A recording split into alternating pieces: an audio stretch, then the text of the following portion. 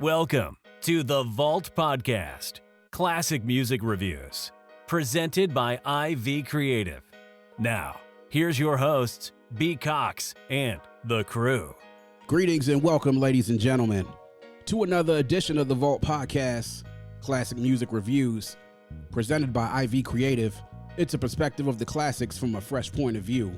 We appreciate you for taking your time and lending your ears to our perspective.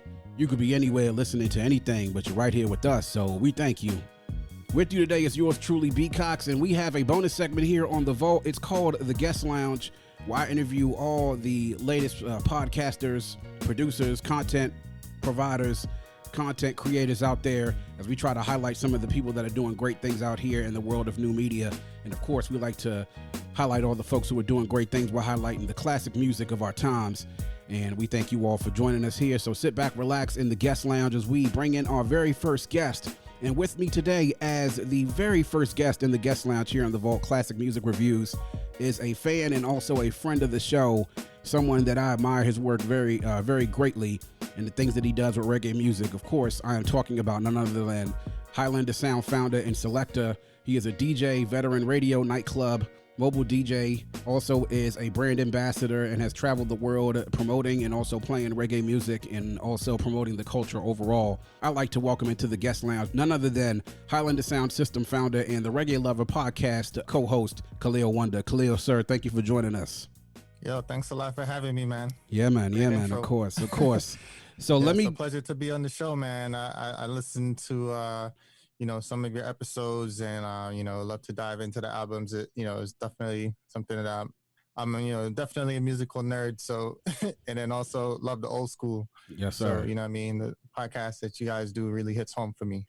Indeed. Appreciate it. Indeed. And just to give everyone a background of how me and Kahlil linked up, last year, we started the Vault in August 2019. I had my crew. Shout out to the crew, though, who's not here. We've been doing things through quarantine. Everyone's handling their business. J.O., Cousin Damo, D.T. Dave. One day we'll link back up, hopefully. But I wanted to expand my musical offerings. Originally, the Vault was just a hip-hop show that was just supposed to be classic hip-hop, but then afterwards I had people coming to me and saying, yo, man, so what about this R&B album? Then, of course, with my folks from the Caribbean saying, oh, well, what about these classic reggae albums? And I was just like, all right, man, so we'll open the selection. So my co-host, the majority of them, they're mostly hip-hop based. Myself, though, I have a good knowledge in R&B and also in reggae music. Of course, Kahlil, if you're not aware, my family is from the island of Grenada. Big up, of course, 473 Spice Out them.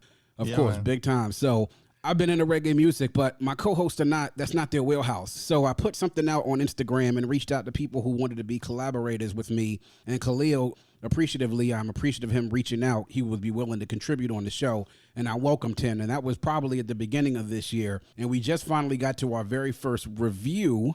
And we'll be hearing that a little bit later on. We'll be releasing that as a review. But Khalil's coming on. And, of course, I'm a big fan of his show, the Reggae Lover Podcast. Big up, of course, the Highland Sound System. And also your co-host, A-God, man. I'm a big fan of what you guys do. So I love what you guys do for the culture, for reggae music. And as a Caribbean, first-generation American, second-generation West Indian, I can appreciate all the insights you guys give to the music and the culture. Yeah, man, give thanks. It's definitely a passion thing. You know what I'm saying? So it's like I couldn't see myself doing anything else right now. Indeed. Couldn't not do it. Indeed, and the passion is what brings everything to the forefront. When people know that you're passionate about what you do, it makes your content that much better. And I can definitely agree with that with my passion for music. So definitely, we'll get into it now. So I want to get into this with the guest lounge. Of course, you're our guest. So I want you to just give a little bit of your background as far as your interest coming up with reggae music and how you got started becoming a follower of the culture and then also becoming a DJ and a selector. Okay, appreciate it, man. So I'm first generation Caribbean. I was actually born in Guyana. Yeah. After age 4, my parents moved from Guyana over to Jamaica. So got 2 Caribbean countries right there. Jamaica, as we all know, is the home birthplace of reggae music. So I was literally surrounded by that culture from age 4 to age 10. And then I moved to Brooklyn, New York, which is probably the Jamaican or West Indian capital, in the United States. Yeah, big up Brooklyn. I'm saying for the whole country.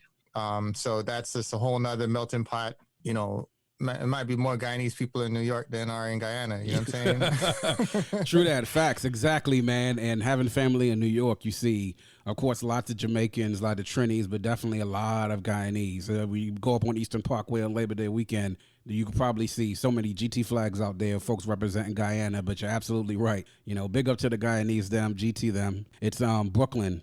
Brooklyn is the capital of all West Indian people when they come to America, and everybody has family in Brooklyn. All of us have family in Brooklyn. Exactly.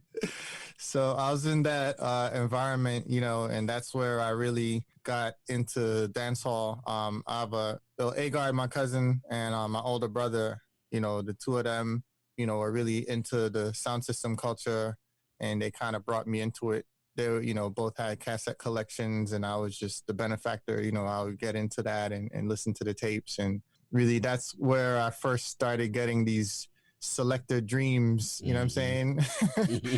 Because we followed it so closely. Like the biggest selectors of that era in the 1990s, they were like, you know, like how people watch The Last Dance and, you know, talk about Jordan right now. Yeah. You know, there's selectors that have that status, you know what I'm saying, like in that world, where it's like you follow like what they do, their daily lives, you know, the dances that they played, you know, the things they said on the mic, you know, certain mixes that they did or remixes or dubs that they created. Started getting into that, but still on the younger side. So I wasn't going to parties and things like that, but I was experiencing it through these cassettes.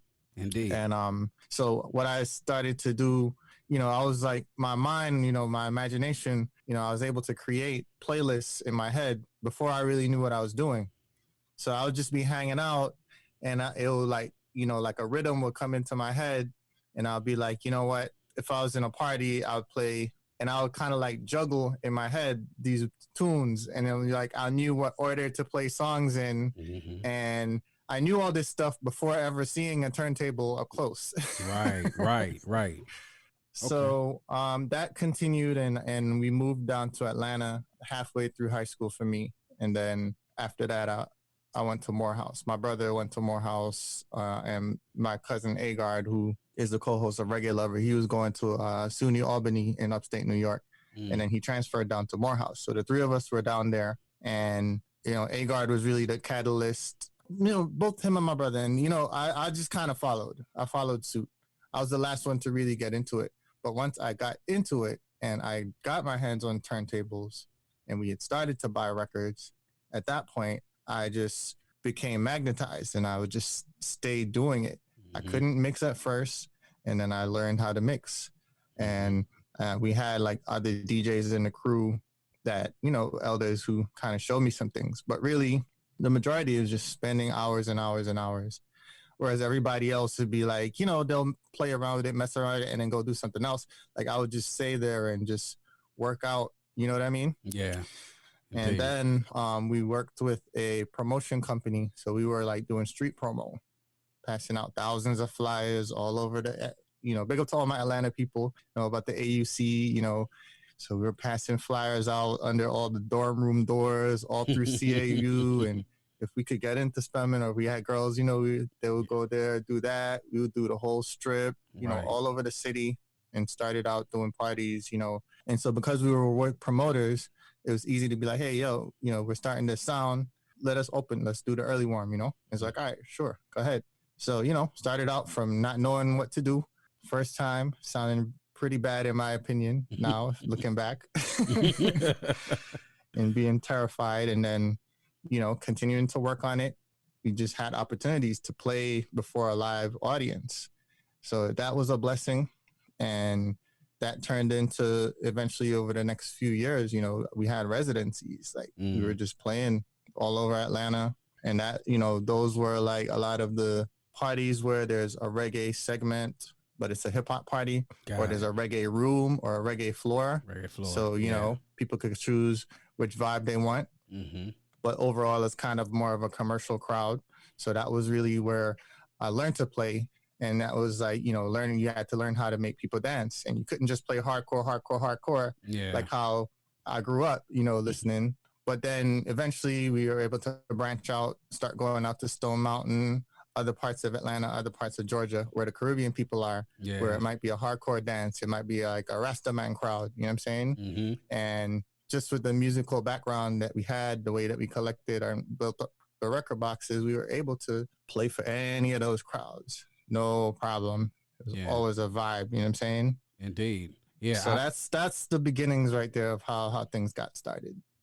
Very cool, man. It sounds like an odyssey, man. It's a journey that took you from Guyana to Jamaica to Brooklyn, back down to Atlanta, and now you've been in Atlanta. How long have you been in Atlanta now? Man, I came here in 96 the first time. Okay. And I went back to New York in 06 and came back down here after that. So, I mean, it's more than 20 years, you know. Indeed. So you've seen the rise of Atlanta and have seen the influx of people as Atlanta developed into this first-rate city, as we call the gentrification, right? Like Atlanta developed and a lot of development came in. You saw Atlanta really start to rise as a city during the time that you were there the first and the second time then. Yeah, the first time coming down, I mean, it was, man, it was country, bro. Like, you know what I'm saying? It was very underdeveloped. Yeah. But what happened is the Olympic Games came and they were, the city was forced to implement a lot of infrastructure projects like immediately. So just that alone, just boom.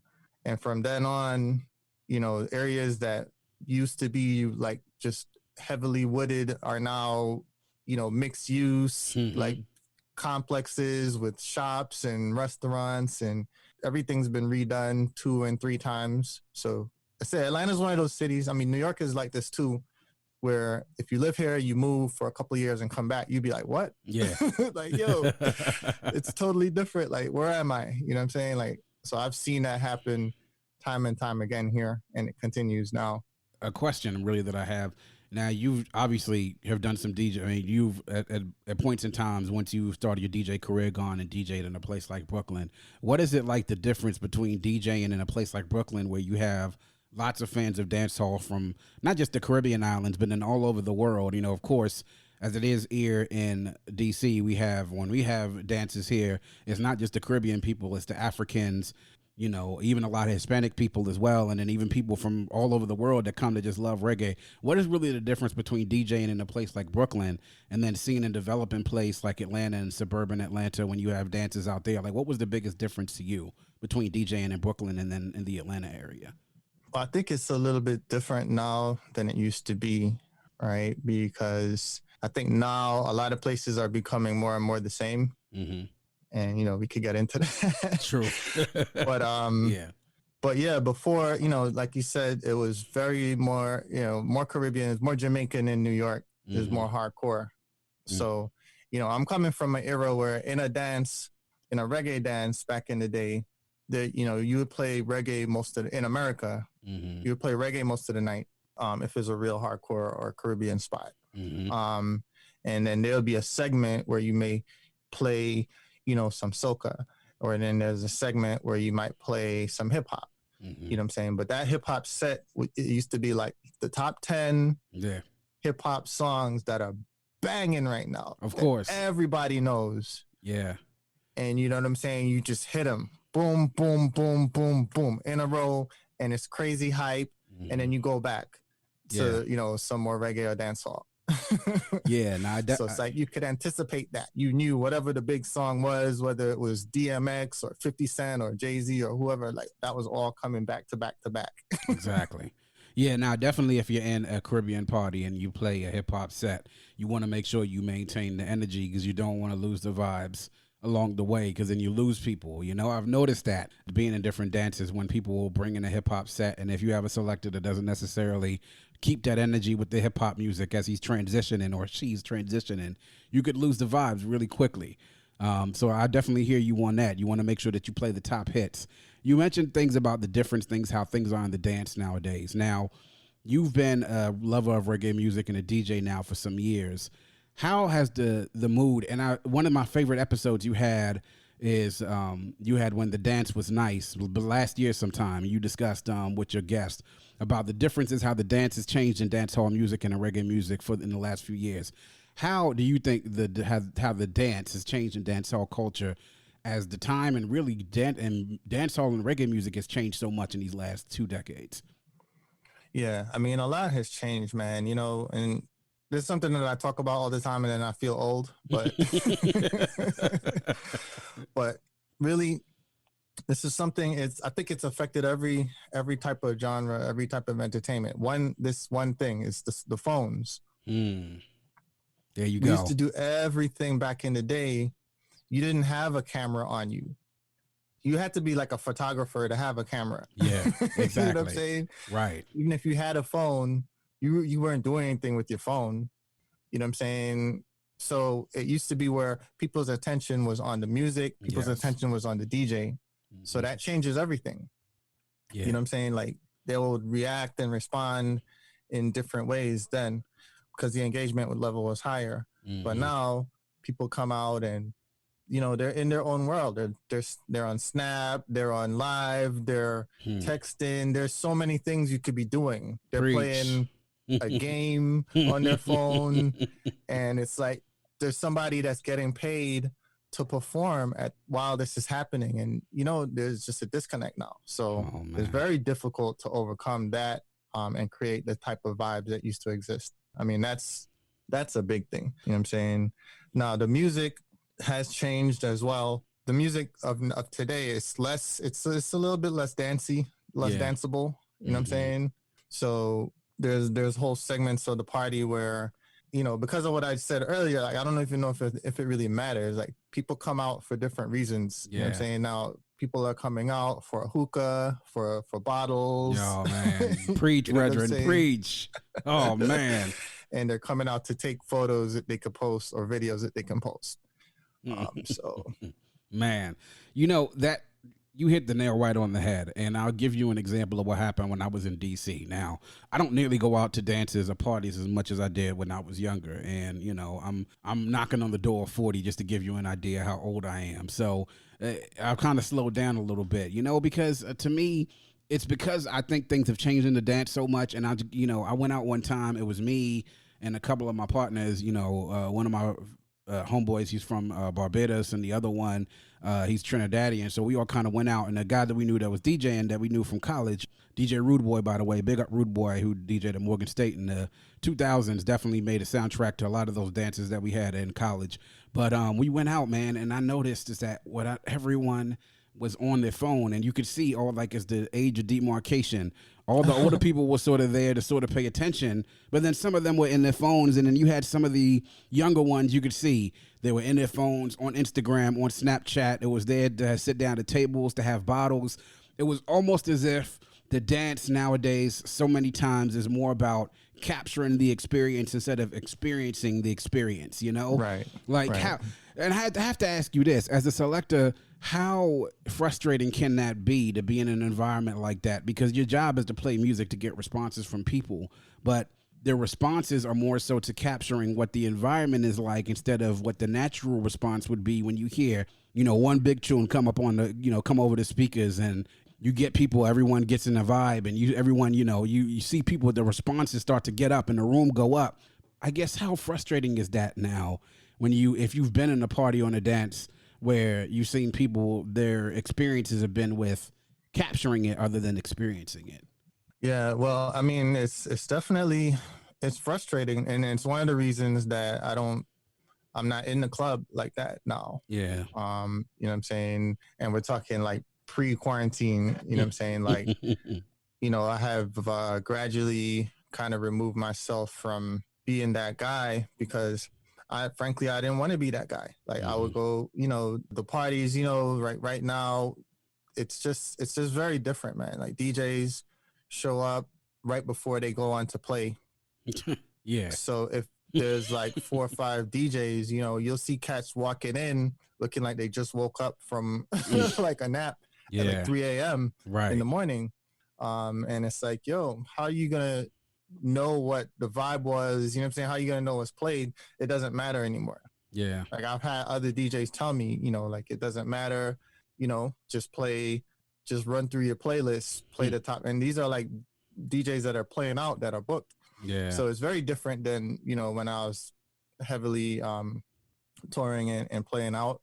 and I'm okay with it. You know what I'm saying? I'm like, if that's really what you want, then go ahead, have it, you know, but I'm not really competing with that stuff right now. And so, you know, when I sat out to DJ, you know, when I was talking about when I had my Selecta dreams, one of the things that I always told myself is that I didn't want to be like a old, you know, gray beard Selecta still, you know what I'm saying, in the club.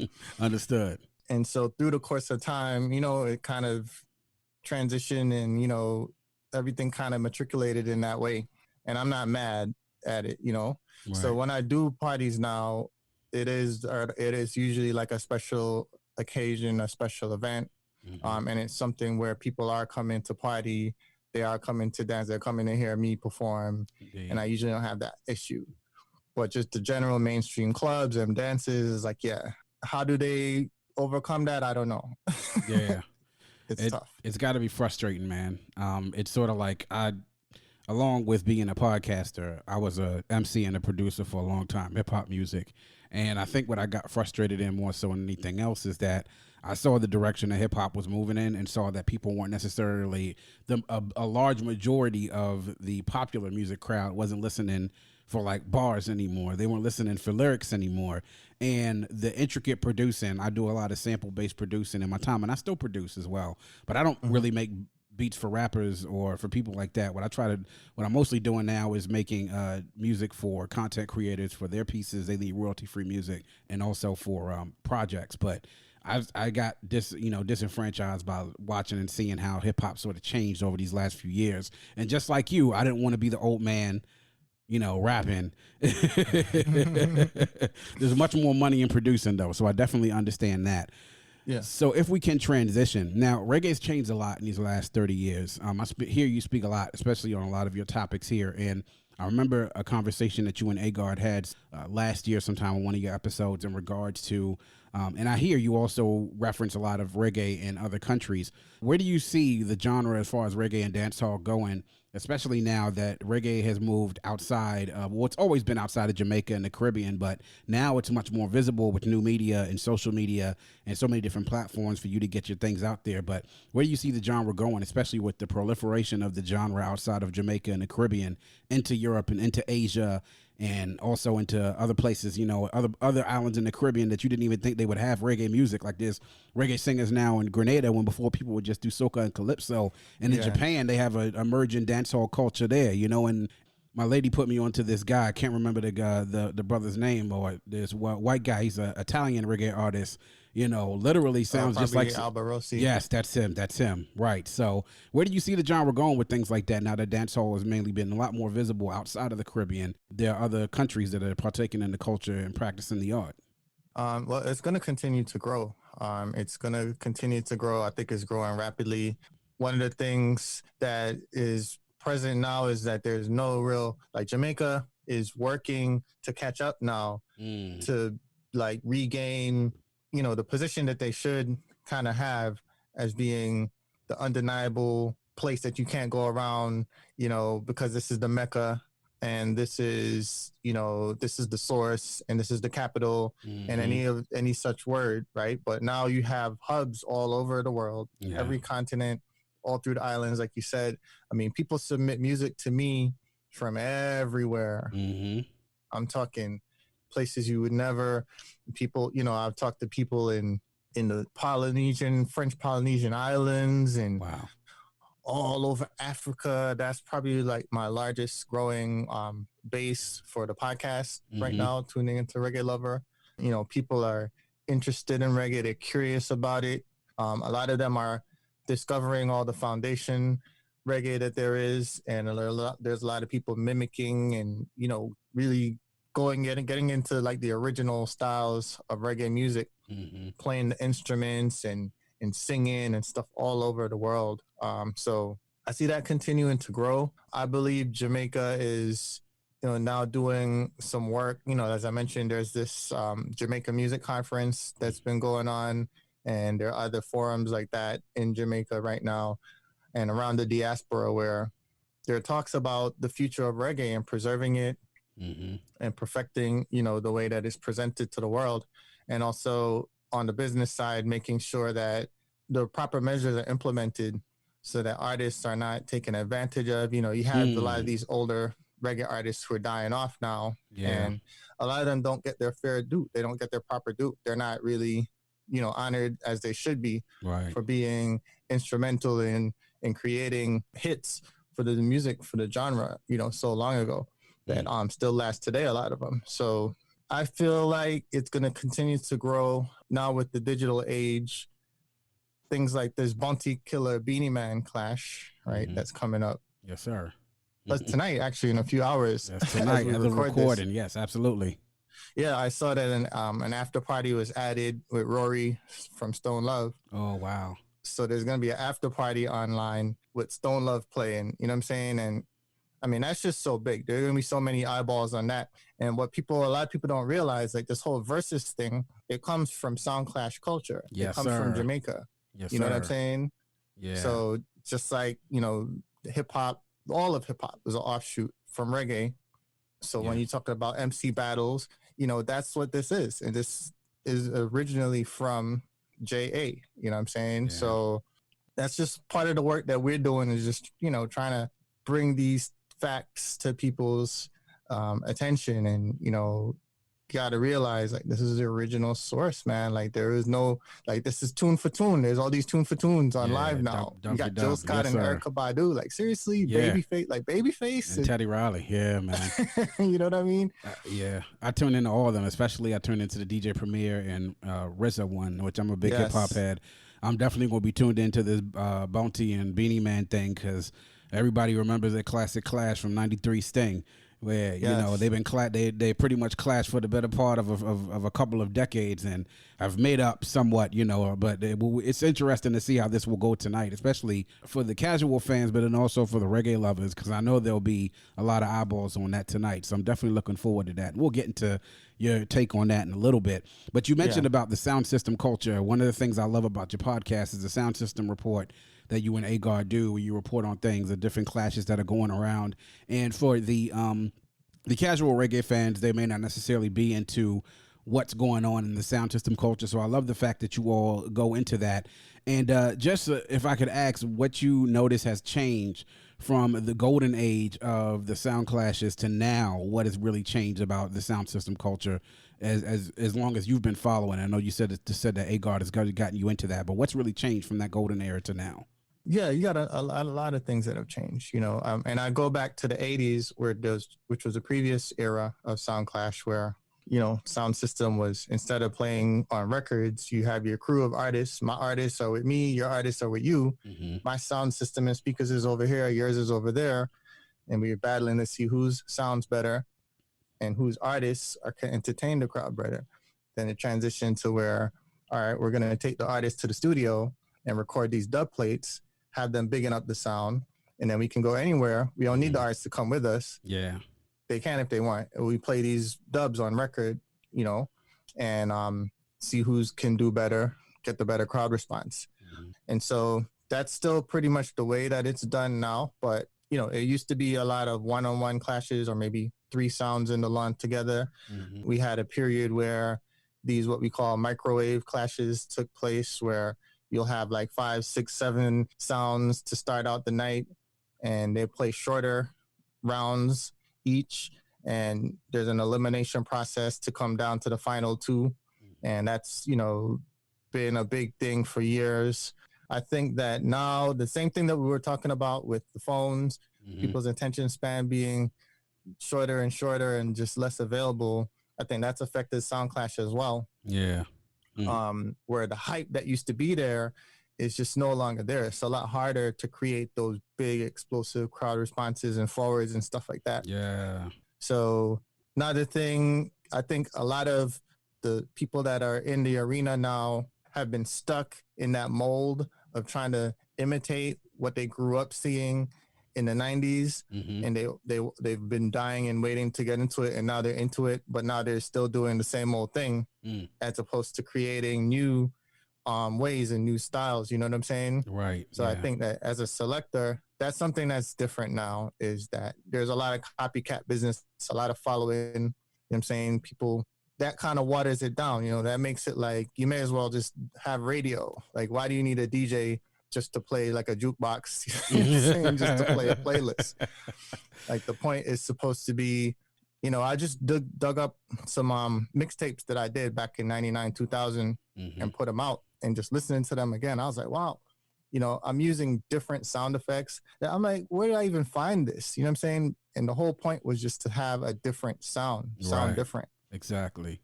If you're cutting dubs, pick a different rhythm or build your own rhythm. Exactly. To put your songs on. So you have that exclusivity. But now everybody's just, it's a lot of following, doing the same old. And that just, that just kills the vibes out, if you ask me. Yeah. So there are a few people doing it well, doing it the right way.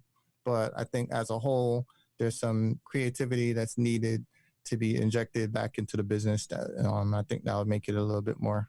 Indeed. We're going to keep it going for a couple of more minutes. Just if we can ask, though, a couple of sound systems that you think for the casual fans that are listening that they might want to check out that are really doing their thing within the sound clashes right now that you guys, of course, have been following it. But give us a couple of sound systems that people may not necessarily know that they may want to keep their eye out for in the near future.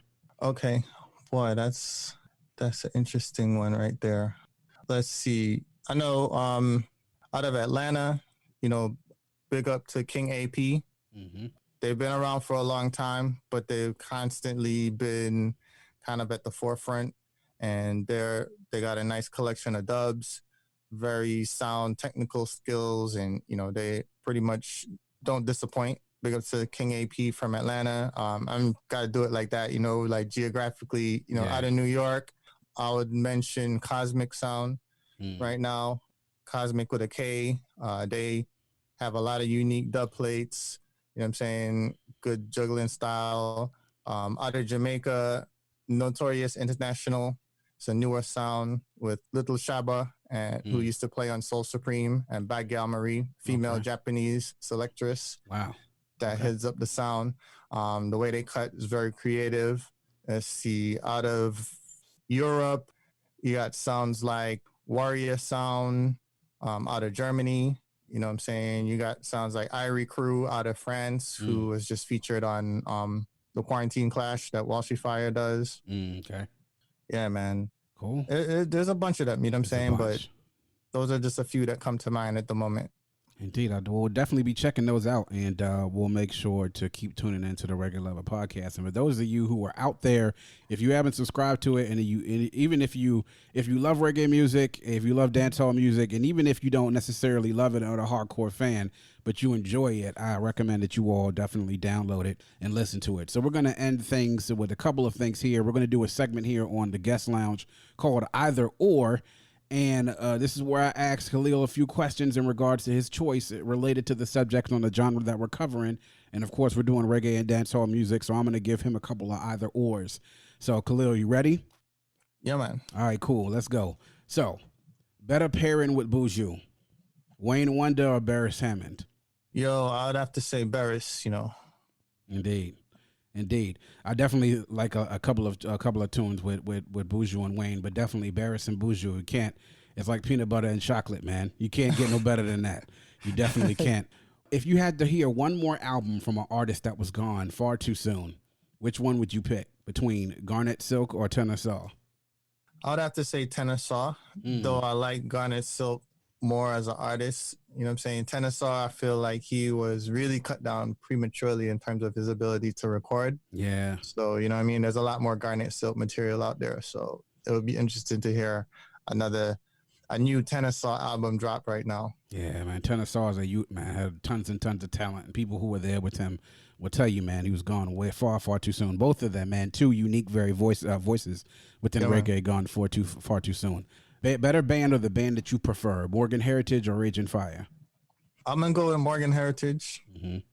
Morgan was one of the bands that kind of started out around the time Highlanda started out. And, they're pretty much still the same group together, won a Grammy Award recently, you know what I'm saying? So, yeah, big up to Gramps and the whole team. Indeed. Choice between eras, dancehall in the 80s, the 90s, or 2000s? I would say the 90s, then the 80s, and then the 2000s, if I had to put them in order. No, I think we're in agreement there. I'd have to go 90s, 80s, and then 2000s as well. Yeah. Better collection or series, Green Sleeves or Strictly the Best? Strictly the Best. Yeah. You know, that's how I came up as a youth on reggae, man. When my older sister is hearing those Strictly the Best collections, that's how I really got into reggae music when I'm talking about 8, 9 years old, you know, listening to those Strictly the Best records and stuff I wasn't supposed to be listening to. But she made sure to play them in the car when we were away from home so my parents wouldn't let me listen to some slackness that was going on through the speakers, you know? So, and then last but not least, versus tonight, who you got, Bounty or Beanie Man? Yo, me personally, I'm gonna say Bounty Killer, but you know what I'm saying? I know it's not a clash in that kind of way. You know what I mean? I feel like the fans are the real winners when it comes to that. And it depends on how they do it. You know, Beanie Man has a lot of tunes, a lot of fans. If there was voting going on at the end of it, if the crowd is majority women, then Beanie wins. So yeah, you're right. And that's what I was sort of getting on to people. I was on the on Facebook yesterday, and a homegirl of mine posted something about the verses about Bounty Killer and Beanie Man. And I said, yo, Beanie's my man. But I said, hashtag one time for the general, because, you know, Bounty's my man. Bounty's probably one of the first dancehall artists, him and Buju, that got me into the genre, especially when dancehall came around in the 90s, man. So it should be interesting to watch. I got Bounty as well. But again, it's going to be interesting to see how they do the layout. And last but not least, we're just going to give you a chance to tell us a little bit more about what you got going on now with Highlanda Sound System and the Reggae Lover Podcast, and what things we should be looking at in the near future, what you guys got planned. Yeah, man, definitely. So the Reggae Lover Podcast continues. We're wrapping up our 5th season this month, and gonna start back again with new episodes later in the summer. So that's gonna continue. We are just continuing to expand the platform and gain new fans and listeners, even through COVID, when, you know, podcast listenership, according to, you know, the statistics, has been down. You know what I'm saying? So we want to just make it very approachable for people who are not hardcore fans of reggae. You know, you shouldn't be able to pick out a reggae lover in a lineup just by looking, even though there's these stereotypes and stigmas that are out there. Right. So one of the things that we work to do is just kind of demystify and dispel the myths, and just kind of bring it to you and let you know that, hey, you know, everybody, every country, every language, people love this music, and this music is very diverse. There's something in it for everybody. So if you're really not that much into it, if you're a hip hop fan or you're into, you know, jazz or whatever the case may be, Reggae Lover is still a show that you could listen to and be entertained by, learn a little something as well. So we invite you to check us out. New shows drop each and every Monday. And big up to Nice Up Radio. We've been streaming on niceupradio.com for going on a year now as well. Every Monday from noon to 1 p.m. Pacific time. So we are laser focused on that right now, continuing to entertain and promote reggae music worldwide. Look out for a new site design coming for Reggae Lover web presence. Yeah, man, right now this is really the work during the quarantine. And as things open back up, you know, at some point we were planning to do some live podcast experiences, like a little tour. Nice. So when that's, you know, again on the table and we're really able to coordinate that, that's something to look forward to as well. Indeed. If y'all come to DC, let me know. I'll definitely be in the house, man. And where can people find you on social media, Reggae Lover Podcast, and you personally? The podcast is at Reggae Lover Podcast on Instagram, at Reggae Lover Pod on Twitter, and of course at the reggaelover.com. You have all the links there. There's a Facebook page that growing like gangbusters. You know, like I said, a lot of people all over the world discovering the show every day and tuning in that way. And of course, we have our YouTube channel. Same thing with Highlanda Sound, Highlanda.net on the web, at Highlanda on Twitter, at Kahlil Wonda is my personal Instagram. And yeah, we're on all social networks. Anywhere you look, you know, Google, whatnot, you'll find our content.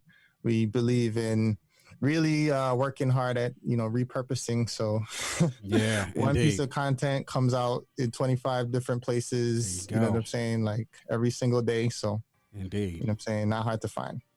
Indeed. Well, big ups, of course, Kahlil, once again. And you were listening to The Vault Classic Music Reviews Podcast, the Guest Lounge bonus episode. Of course, we are here with Kahlil Wonda of Highlanda Sound System and the Reggae Lover Podcast. Big up to him and EitherOr for doing their thing for the culture, for reggae music. And Kahlil, I got to thank you again, sir, for joining us once again, brother. And big up. Continue to keep up the good work. And for those who haven't listened and subscribed to the Reggae Lover Podcast, please do so, of course, on all of those platforms. Also follow the Reggae Lover Podcast on those platforms and also on the website on Highlanda.net. And that is going to wrap things up for the Vault Podcast with the Guest Lounge. Once again, we want to remind everyone to follow us on social media at Vault Classic on Twitter, at Vault CMR Podcast on Instagram, and also at the Vault Classic Music Reviews on YouTube and Facebook. Search us there. You can get there, and make sure that you subscribe not only to the podcast, but also like us on social media and add us as well. We want to thank everyone for all the support, and we appreciate the support that you give us. If you have a friend, tell a friend, and make sure you tell that friend to tell a friend.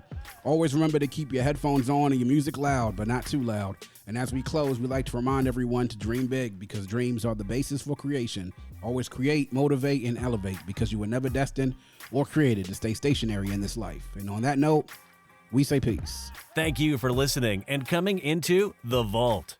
Please subscribe and follow us on Facebook at IV Creative and Instagram at IVECRE8.